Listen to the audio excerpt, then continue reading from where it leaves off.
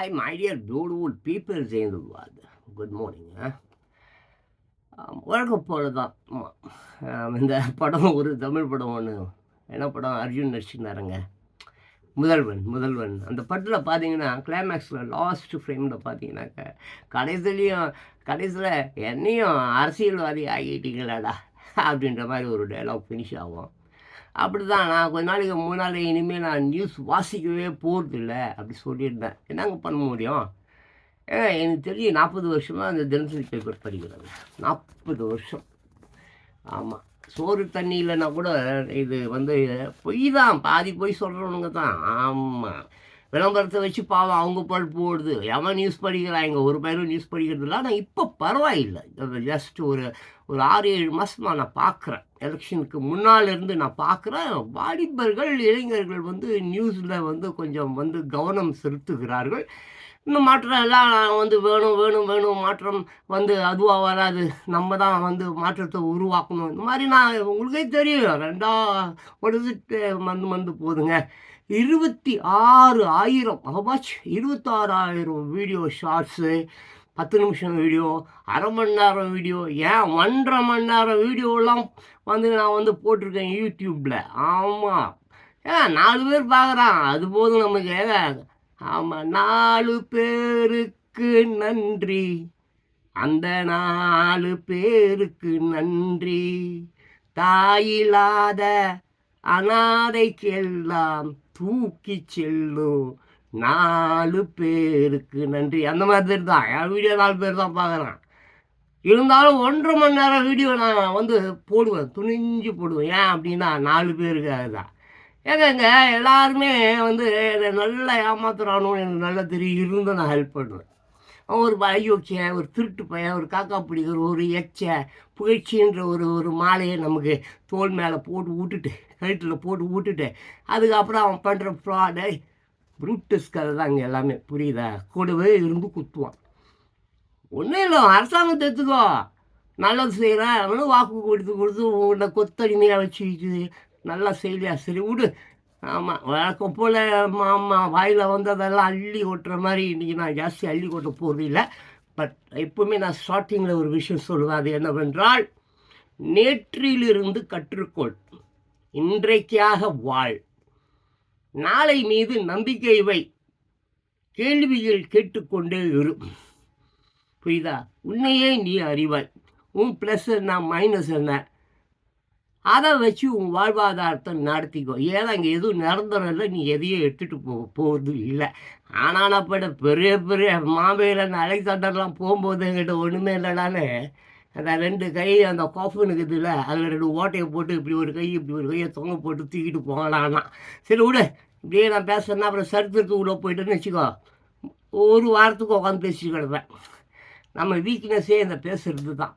பேசுவதை நிறுத்துங்கள், கேட்பதை காதை கூர்மையாக்கி கொள்ளுங்கள்.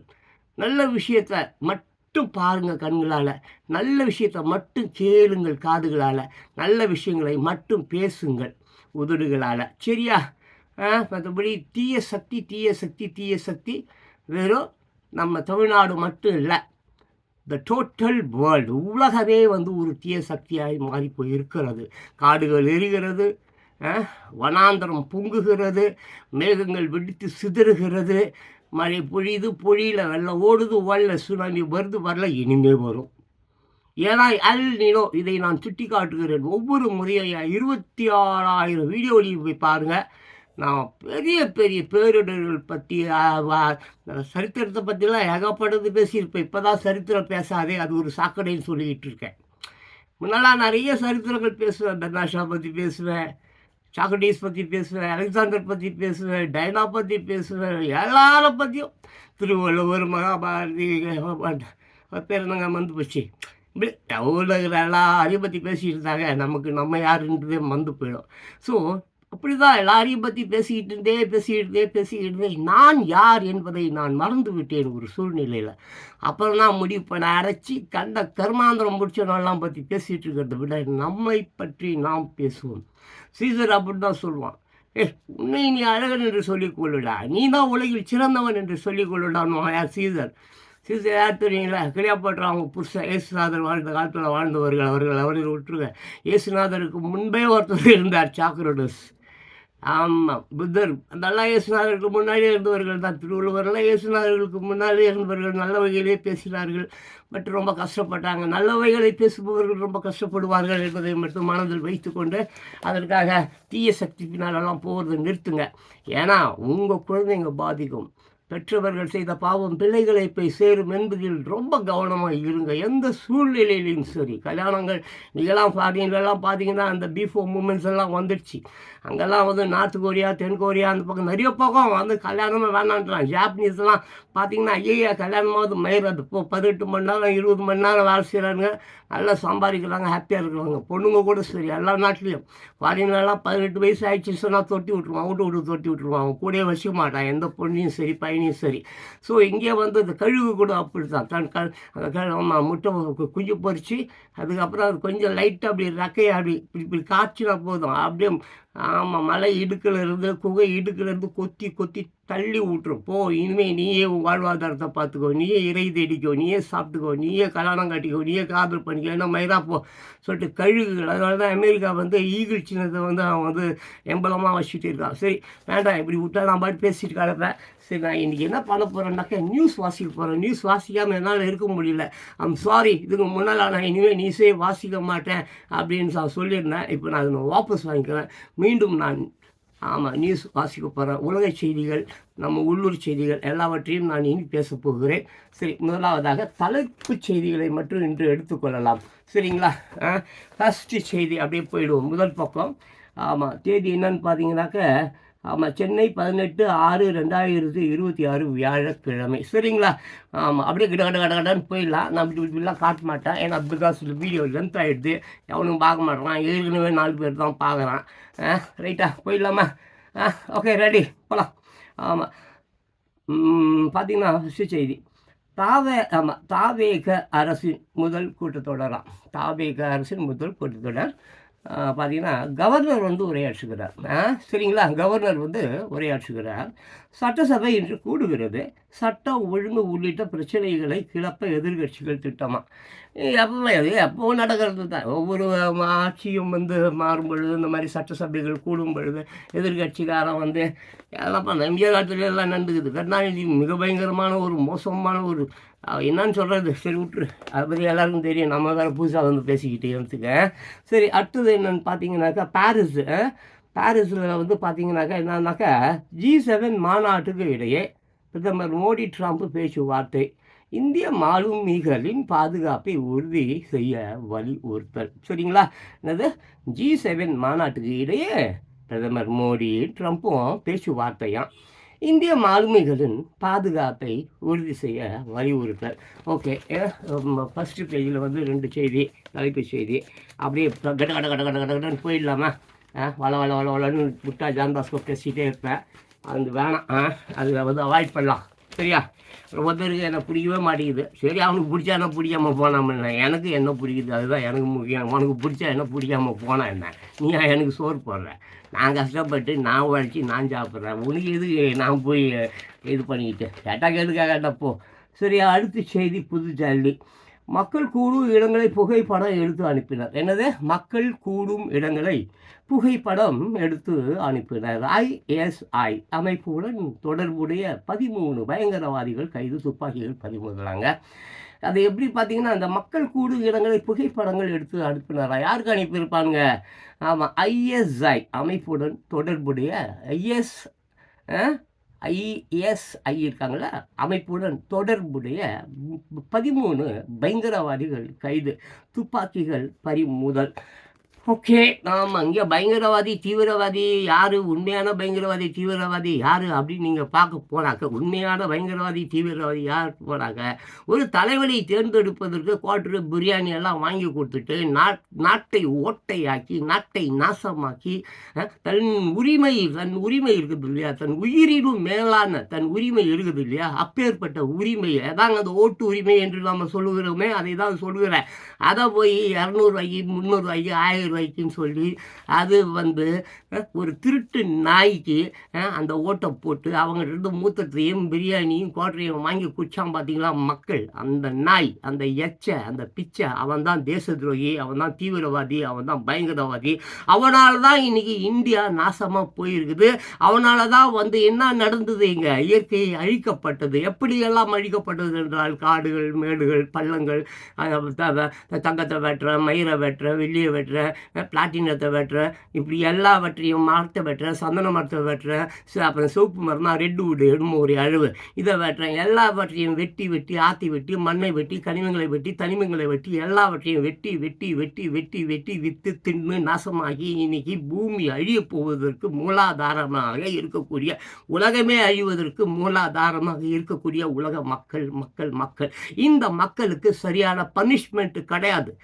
ஆமாம், எப்படி பனிஷ்மெண்ட் கொடுப்பான் அவன். அதிகாரிகள் முதல் கொண்டு அவங்க எல்லாருமே திருட்டு பசங்க, அவங்களோட கூட்டு களவாணிகளாக இருப்பதனால் இங்கே வந்து ஒருபோதும் இந்த குற்றங்கள் அழிக்கப்படாது, தீர்க்கப்படாது.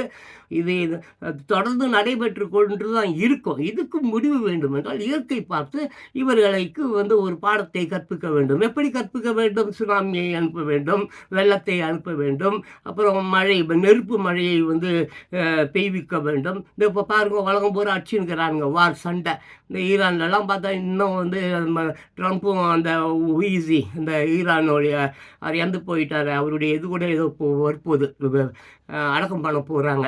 அது எத்தனையோ கோடி மக்கள் வந்து கூட போகிறார்களாம். என்ன நடக்க போகிறது என்பது தெரியவில்லை. சாதாரணமாக இல்லை, எத்தனையோ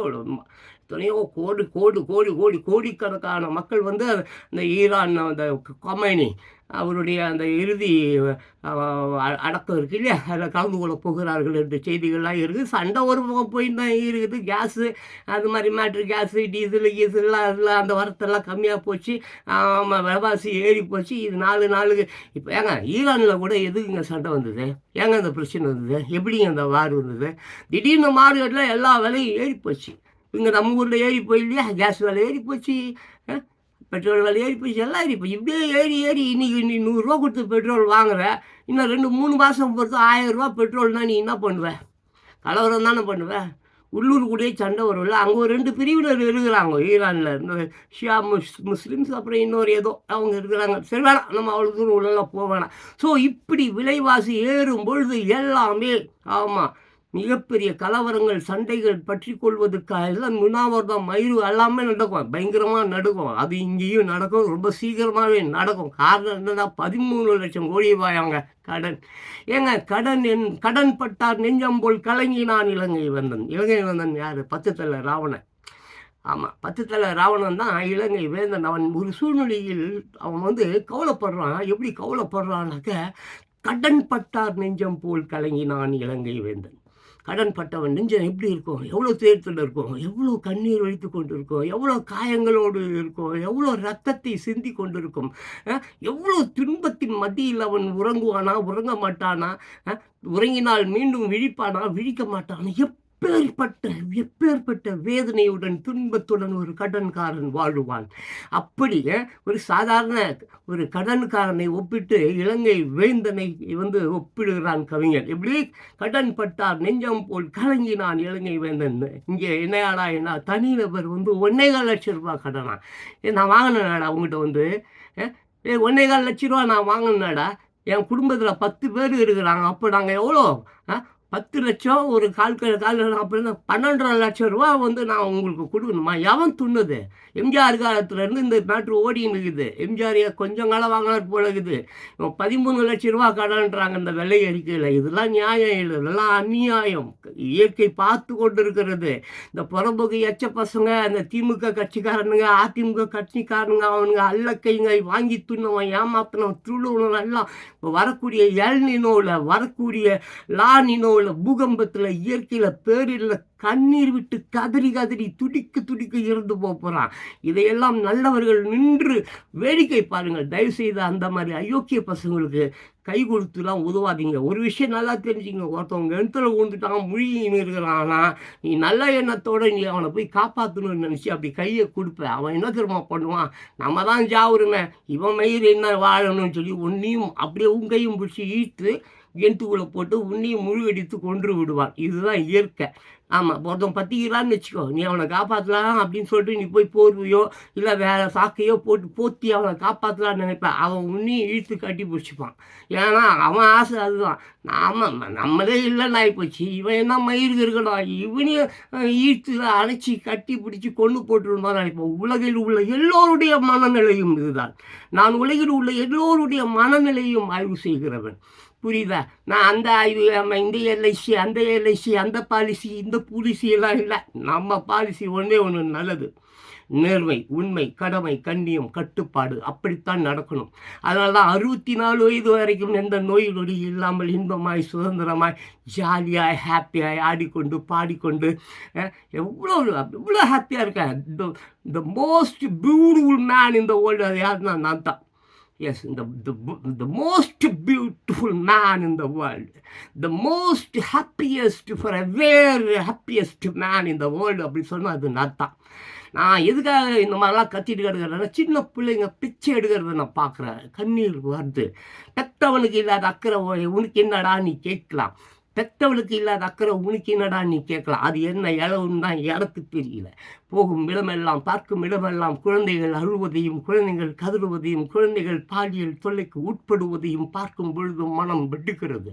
பேசாமல் இருக்க முடியல. உள்ளே தேக்கி வச்சா அப்புறம் ஹார்ட் அட்டாக் வரும். ஏற்கனவே எனக்கு 2 தடவை ஹார்ட் அட்டாக் வந்தாச்சு.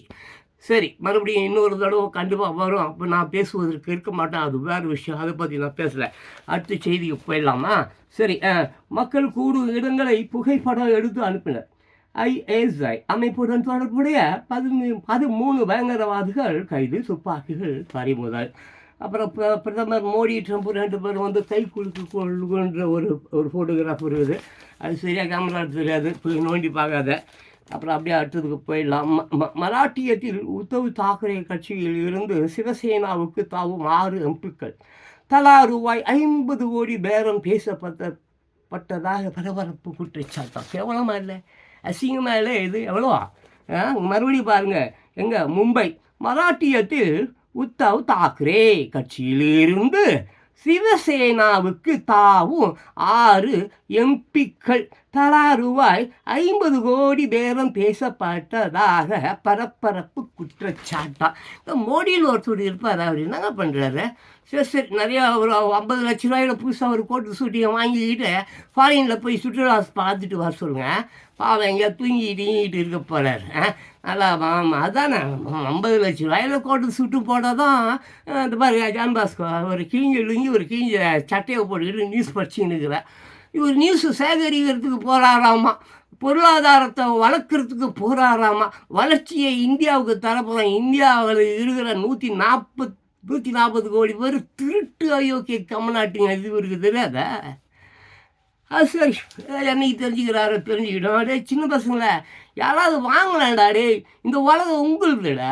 இந்த உலகத்தை தாங்க வேண்டியவர்கள் நீங்கள், வருங்கால தூண்கள் நீங்கள். இந்த உலகம் அழிவதை பார்த்து கொண்டு தண்ணியை போட்டுக்கின்னு கடலையை போட்டுக்கின்னு கஞ்சாவை குடிச்சிக்கின்னு கஞ்சாவை விற்றுக்கின்னு போதையை பொருளை கடத்தி கொண்டு ஒவ்வொரு கடற்கரையிலையும் அழகாக இயற்கையை ரசிக்க போகலாமே என்றால் கடற்கரை ஓரங்களில் கள்ளக்கடத்தல்காரர்களின் அப்பா போகல சுனாமி வந்து தூக்கிட்டு போயிட்டு போதில்ல, பார்த்துங்கடா. மூச்சு வாங்குதுடா. அப்புறம் பார்த்தீங்கன்னாக்க இது இங்கே பேர் நம்ம சென்னையா அதிமுக எம்எல்ஏக்கள் ராஜினாமா. இவன் அப்படியே பதவி வகிச்சா மட்டும் மயிரை பிடுங்க போகிறான். உன் கட்சியே வேணான்றாடா மக்கள். உன் கட்சியா அதிமுக கட்சியா திமுக கட்சியா அந்த மாதிரி ஆட்களே இங்கே வேணான்றான். நல்லவர்களை சொல்கிறான். அவன் கட்சிக்காரனே அவனுக்கு ஓட்டு போடல, தெரியுமா? 2.5 கோடி பேர் எவ்வளோ சொல்லிட்டு இருந்தானுங்களே, எவ்வளோ 2.5 கோடி பேரான் அவன் கட்சியில் உறுப்பினரான். ஓட்டு போட்டுருந்தாலும் ஜெயிச்சிருப்பார்ல, ஏன் ஜெயிக்கல? சரி, திமுகவை எடுத்துக்கோ. 2.5 கோடி பேரும் ஓட்டு வாக்காளர்களாம் எண்ணிக்கையாம். அசிங்கம், இதெல்லாம் கருமம். அதெல்லாம் அந்த படிச்சுட்டுலாம் அந்த பசங்களுக்கு, சின்ன பசங்களுக்கு, இந்த வாலிப பெண்களுக்கு, இந்த இளைஞர்களுக்கு எதாவது அறிவுகள் இருந்தால் பரவாயில்ல. இவனே செல்லு விற்கிறதுக்கும் சரவணா ஸ்டோர்ஸுக்கும் செருப்பு விற்கிறதுக்கும் புடவை விற்கிறதுக்கும் போயிட்டான். எங்கடா நம்ம பிள்ளைய பெற்று எப்படிடா வளர்க்க போகிறோம், எப்படிடா எந்த ஸ்கூலில் சேர்க்க போகிறோம்? காமராஜர் காலத்தில் படிப்பு காமராஜர் தான் கொண்டு வந்தார், காமராஜர் ஸ்கூலெல்லாம் கொண்டு வரலாம் சொல்லுவாங்க. காமராஜருக்கு முன்னாடியே ஸ்கூல்ஸ் இருந்ததுப்பா. நிறைய மிஷினரி ஸ்கூல்ஸ் நடத்தின்னு இருந்தாங்க. எவ்வளோ கிறிஸ்துவ மிஷினரிஸ் இருந்தது. எல்லாம் பெரிய பெரிய படிப்பெல்லாம் படித்தவெல்லாம் மிஷினரிஸில் தான் படித்தான். என்ன பணக்காரர்கள் படிக்கும் நிலை இருந்தது. ரெண்டாவது கிறிஸ்துவ மதத்தில் எவனெல்லாம் வந்து சேர்றியோ அவனெல்லாம் அப்படி சந்தில் பொந்தில் சாக்கில் கீக்கிலேருந்து ஸ்கூலில் சேர்த்துக்கின்னு காலேஜில் சேர்த்துக்கின்னு அப்படியே கிறிஸ்டின் காலேஜெல்லாம் தோன்றி எவ்வளோ நாளாகுது. இந்த தாம்பரத்தில் இருக்கிற கிறிஸ்டின் காலேஜ் எவ்வளோ எத்தனை ஆண்டுகள் அதை விடு, அதெல்லாம் தேவையில்லை. ஸோ ஆமாம், வெள்ளைக்காரங்காலத்துலேயே இங்கே ஸ்கூல்ஸ் எல்லாம் இருந்ததுப்பா. பெரிய பெரிய படிப்புலாம் அம்பேத்கர்லாம் எங்கேப்பா போய் படித்தார்? சொல்லு, விவேகானந்தர் எங்கேப்பா போய் படித்தார்? எல்லாம் ஃபாரின்லலாம் போய் படித்தாங்க, வந்தாங்க கொண்டாங்க.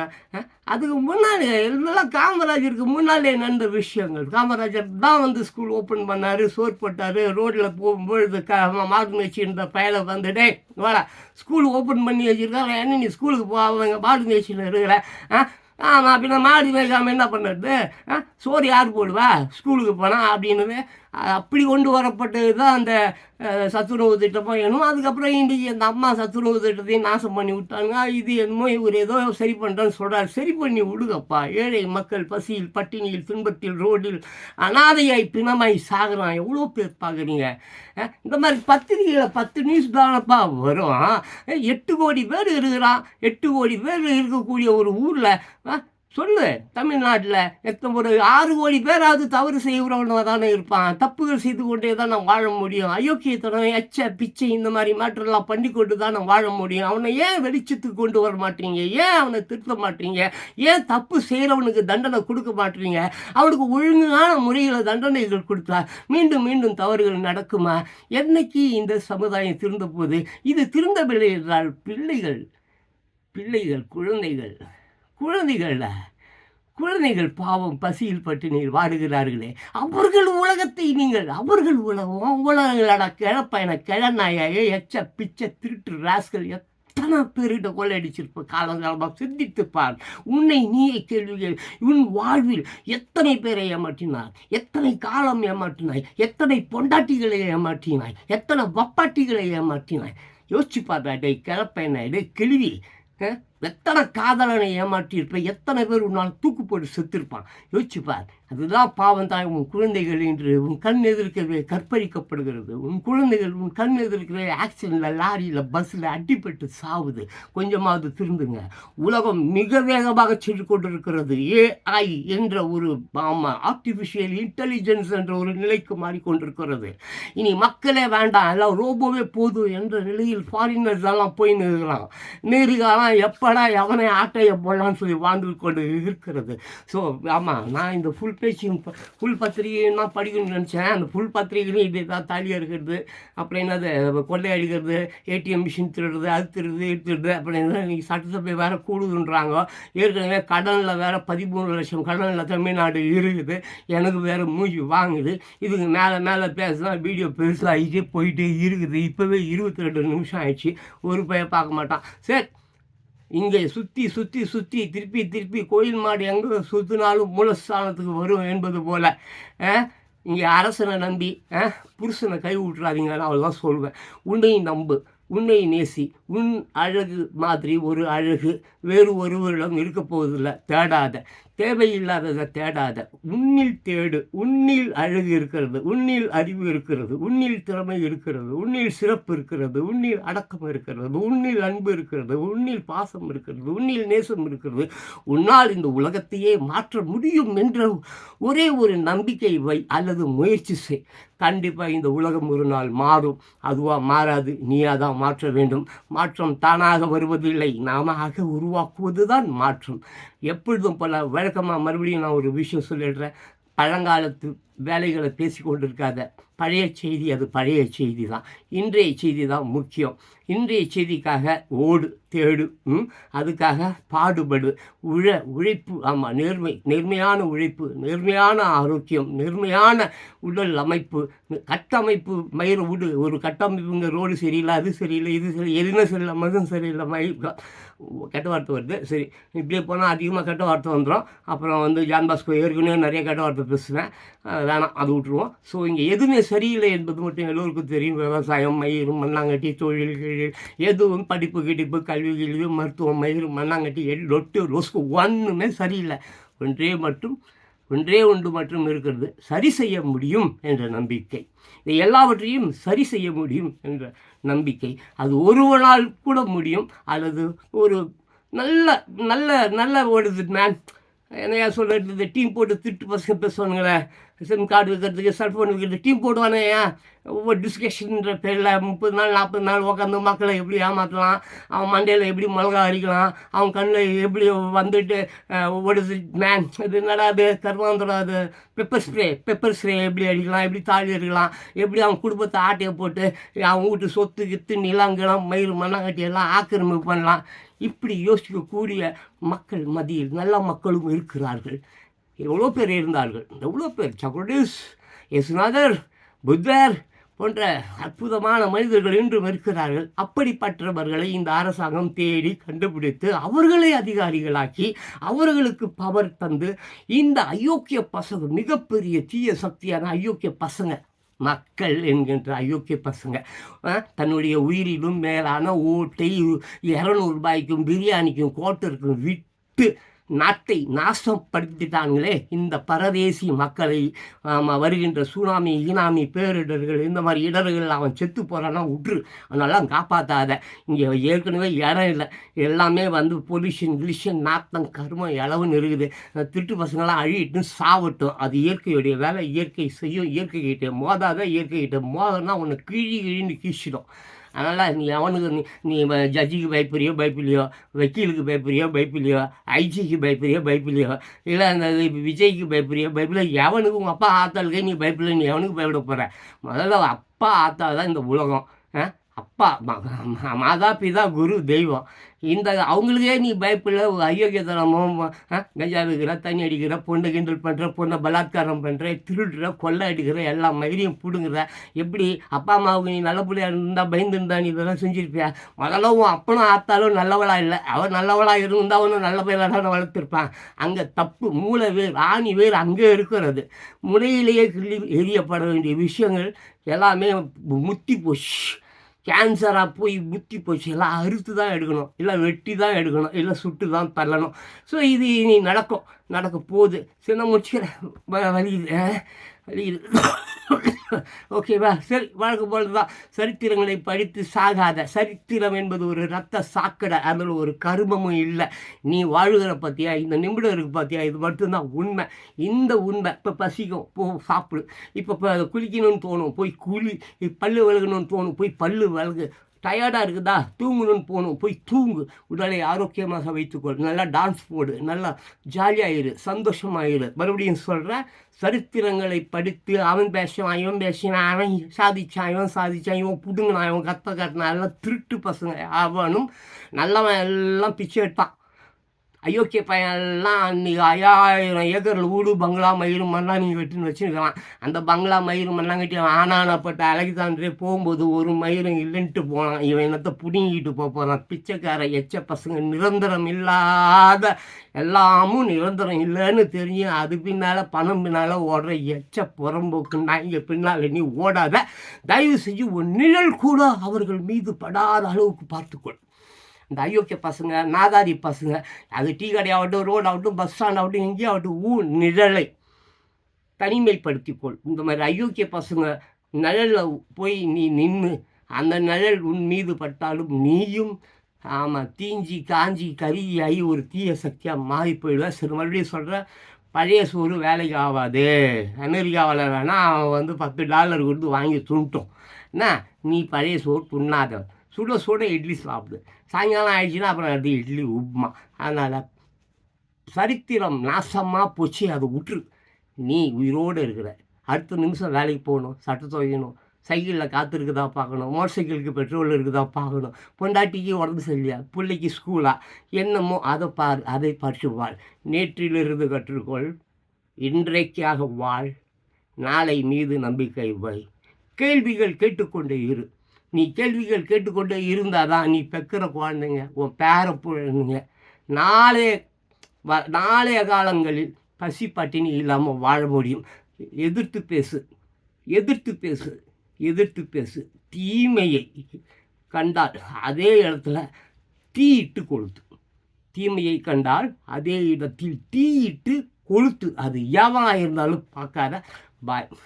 மூச்சு வாங்குது. அப்புறமா முடிஞ்சால் பேசுகிறேன்.